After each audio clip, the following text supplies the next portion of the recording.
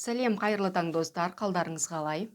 Жалпы мен беріп жатқан болжамдар сәйкес келіп жатыр ма? Соны комментарийге жаза отырсаңыздар және де менің каналыма жазылып отырсаңыздар мен қатты қуанатын едім. Каналыма жазылуды ұмытпаңыздар. Және мен 18 желтоқсан күні Инстаграм парақшама шығарған болатынмын. 1962 жылдың энергиясы осы 2022 жылы қайталанады. Және ол жылы 62 жылы соғыс болған екен, ол қараша айына дейін созылған. Енді өздеріңізге белгілі, биыл да сондай оқиғалардан басталып кетті. Енді ол қараша айына дейін созылуы ықтимал. Қазір менің Инстаграм парақшамды шығарып қоямын, міндетті түрде оқуға кеңес беремін. Ал енді таразы белгісіндегі адамдардың болжамын ұсынамын. Жалпы сәуір айында өте көп біздерде оқиғаларға толы болғалы тұр. Себебі біздерде затмение болады, ретроград болады, черная луна келеді, үшеуі бірігіп адамдарға өте көп ақпарат алып келеді, жаңалықтар алып келеді, және де өте көп оқиғаларды алып келеді.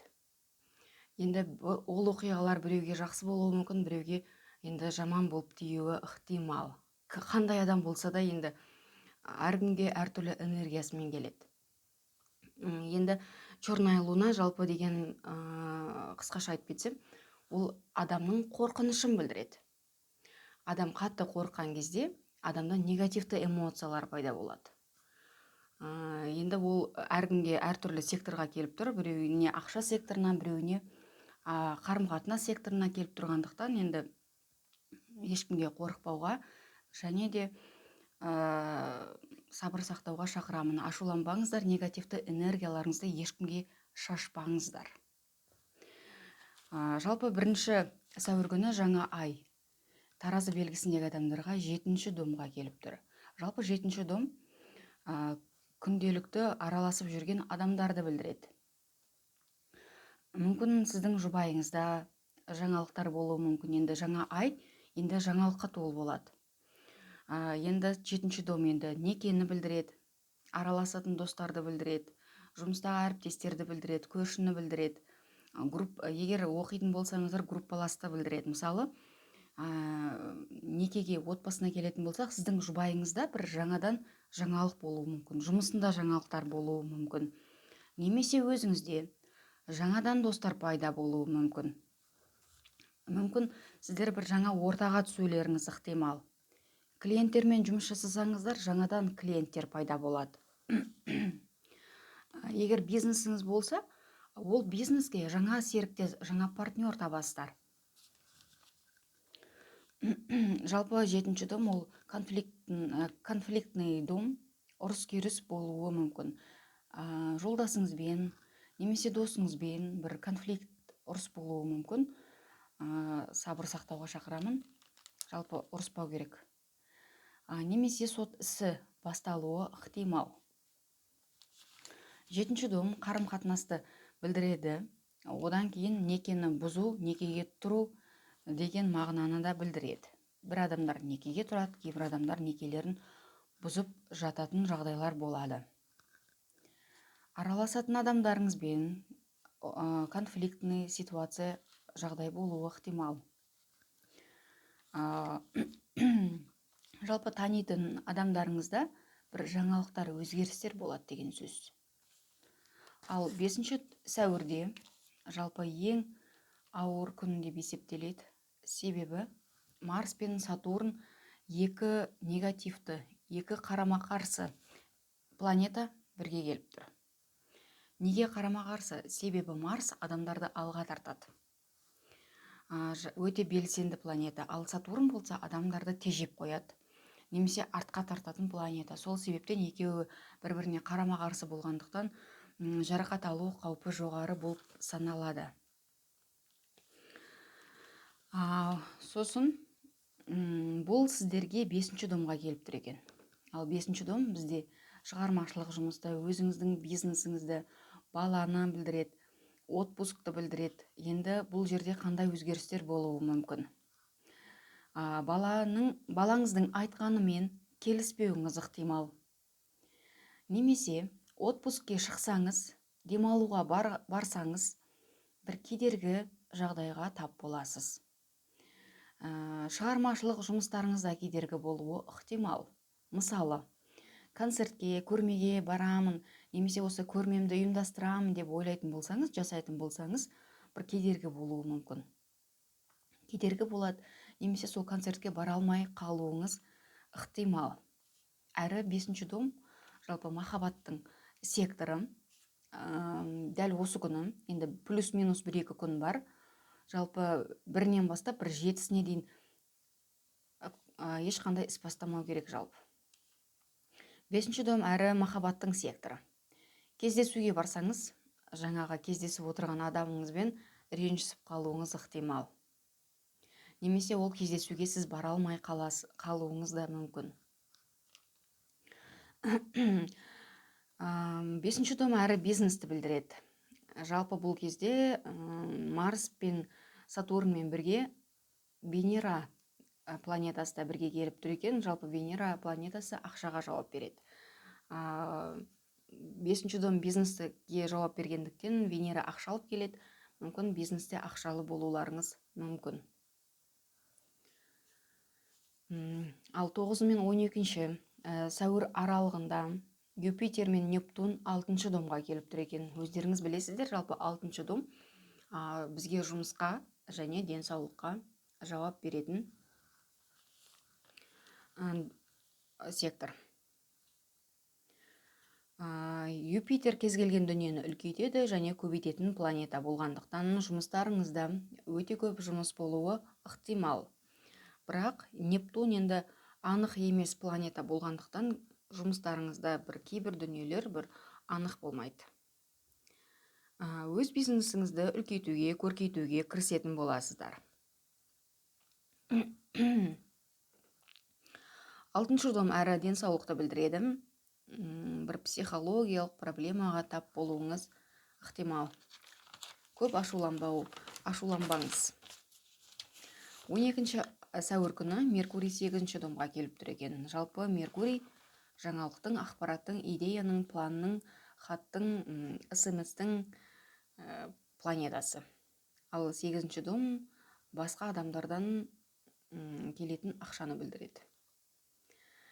Енді бұл жерде қандай өзгерістер болуы мүмкін 12-ші сәуірде? Ақшаға байланысты жаңалықтар болады. Ал 15-ші сәуір күні черная луна. 12-ші сәуір күні бір ақшаға байланысты жаңалықтар болады. Ол жаңалықты сіз өзгерте алмайсыз. Себебі ол бүкіл әлемдік болып жатқан жағдайға байланысты. Ақша мүмкін ауысуы да мүмкін, енді мен нақты айта алмаймын. Ақшаға байланысты бір жаңалықтар болады. Оны біз енді өзгерте алмаймыз, ол біздің қолымызда емес. 15-ші сәуір күні черная луна 10-шы домға келіп тұр екен. Ал 10-шы дом бізде өзіңізді көрсетуді, жұмысыңызды, статусыңызды, жетістігіңізді, карьераны білдіреді. Бұл черная луна 9 айға келіп тұр. Мүмкін сіздер жұмыста повышение күтіп жүрсеңіздер, 9 ай бойы сіздерге повышение бермей қоюы ықтимал. Мүмкін жұмыс жасайтын мекемеде заңдар өзгереді. Бірақ ол заң сізге ұнамайды. Жалпы 10-шы дом әрі бастығыңызды білдіреді. Бастығыңыз ауысуы мүмкін, немесе бастықпен бір сөзге келіп ренжісіп қалуларыңыз да мүмкін. Егер басқа жұмыс таба алмай жүрсеңіздер, осы жұмысқа төзуге тура келеді. Жалпы черная луна сіздерде соңғы рет 2013 жылдың маусым айынан 2014 жылдың наурыз айына дейін келген болатын. Осы аралықта қандай оқиға болды? Соны еске түсіріңіздер. Енді соған шамалас бір оқиғалар болғалы тұр. Одан кейін 16-шы сәуір күні Марс 6-шы домға келіп тұр екен. 6-шы дом жұмыс пен денсаулықты білдіреді. Жалпы сіз бұл айда жұмыс ауыстыруыңыз ықтимал. Жұмысқа байланысты көптеген өзгерістер болады. Жалпы сіздерде бір 6-шы дом сәуір айында өзекті болып тұр, бірнеше рет келіп тұр. Жұмысқа міндетті түрде жұмысқа байланысты бір мәселені шешетін боласыз. Мүмкін командировкаға барасыз, мүмкін жұмыс ауыстырасыз, немесе бастығыңыз ауысады, немесе мекемеде заңдар өзгеруі мүмкін. Дәл осы күні 16 сәуір күні ай толады. Дәл бұл өзіңіздің весы таразы белгісінде келіп тұрғандықтан өзіңізді өзгертетін боласыз. Стиліңізді, шашыңызды, немесе киіп жүрген киімдеріңізді мүмкін сізге ұнамауы мүмкін 16 апрель күні өзгертесіз. Немесе паспорт, жеке куәлік өзіңізге қатысты осындай құжаттарды өзгертетін, ауыстыратын боласыздар. Елдің алдына шығып сөз сөйлейсіздер. Немесе емтихан тапсыруларыңыз да ғажап емес. Жалпы бұл өзгерісті 19 мен 20 қазанда туылған адамдар көбірек сезінетін болады.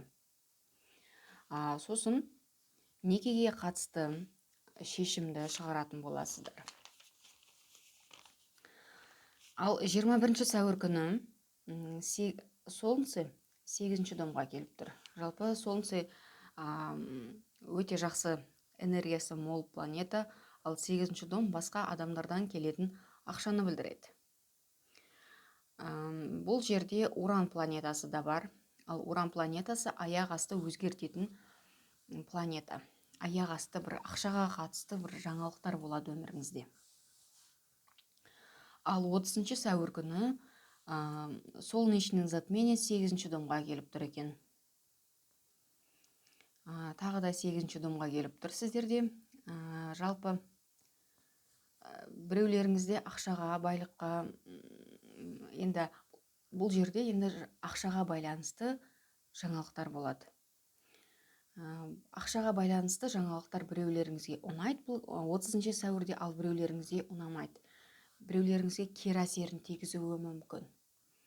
Ал 16 мамыр күні лунный затмение болады. Осы 30 сәуір мен 16 мамыр аралығында екеуі келіп тұр, екеуі коридор затмение деп аталады. Ал лунный затмениедегі лунный затмение сіздерге 2-ші домға келіп тұр 16 мамырда. Ал жалпы 2-ші дом өзіңіздің еңбек ақыңызды, өзіңіздің жұмыс жасап тапқан ақшаңызды білдіреді. Жалпы 30 сәуірден 16 мамыр аралығында бір ақшаға байланысты қандай да бір шешім шығару қиын болады. Ешқандай шешім шығара алмайсыз. Ал 29 сәуір күні Плутон кері бағытта 6 ай бойы айналады екен, ол 4-ші домға келіп тұр. Ал 4-ші дом сіздерде тұратын жерге, ата-анаңызға байланысты бір өзгерістер болады. Бұл жерде басқа қалаға, басқа мемлекетке көшуді білдіреді. Немесе басқа мемлекетке барып 6 ай бойы тұруыңыз мүмкін. Немесе ауылға көшіп кетіп, ауылда 6 ай бойы тұруларыңыз мүмкін. Үйлеріңізді сатуға мәжбүр боласыздар. Жалпы айналаңыздағы қоршаған адамдар өзгеретін болады. Бұл жаңалықты, бұл өзгерісті 20 мен 22 қазан аралығында туылған адамдар көбірек сезінетін болады. Ата-анаңыз да басқа қалаға немесе сіздерге көшіп келуі ықтимал. Енді менің болжамым осындай болды. Мені тыңдағандарыңызға көп рахмет. Бай бақуатты болыңыздар.